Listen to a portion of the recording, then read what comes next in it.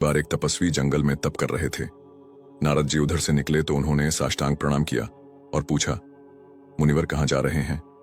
नारद जी ने कहा, विष्णु लोक को भगवान के दर्शन करने जा रहे हैं। तपस्वी ने कहा, एक प्रश्न मेरा भी पूछते आइए कि मुझे उनके दर्शन कब तक होंगे? नारद जी विष्णु लोक पहुंचे तो उन्होंने उस तपस्वी का भी प्रश्न पूछा। भगवान ने कहा, 84 लाख योनियों में अभी 18 बार उसे और चक्कर लगाने पड़ेंगे, तब कहीं मेरे दर्शन होंगे। वापस लौटने पर नारद जी ने यही उत्तर उस तपस्वी को सुना दिया। तपस्वी अधीर नहीं हुए। समय की उन्हें जल्दी न थी। इतना आश्वासन उन्हें पर्याप्त लगा कि भगवान के दर्शन देर सबेर में उन्हें होंगे अवश्य।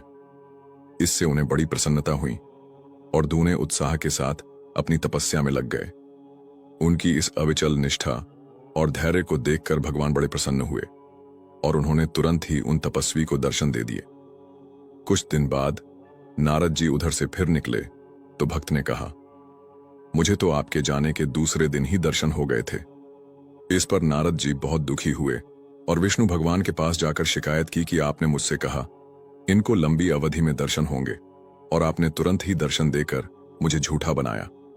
भगवान ने कहा, नारद, जिसकी निष्ठा अविचल है, जिसमें असीम धैर्य है, उसके तो मैं सदा ही समीप हूं। देर तो उन्हें लगती है जो उतावली करते हैं। उस भक्त के प्रश्न में उतावली का आभास देखकर मैंने लंबी अवधि बताई थी, पर जब देखा कि वह तो बहुत ही धैर्यवान है तो उतना विलंब लगाने की आवश्यकता न समझ और तुरंत दर्शन दे दिए। जैसे भरत जी ने श्री राम के प्रति अविचल भक्ति के अपने आतंरिक हृदय की अभिलाषा को व्यक्त करते हुए कहते हैं, अर्थ न धर्म न काम रुचि गति न चाहू निर्वाण, जन्म जन्म रति राम पद यह बरदानु न आन। हे प्रभु, मुझे न अर्थ की रुचि इच्छा है, न धर्म की, न काम की, और न मैं मोक्ष ही चाहता हूं।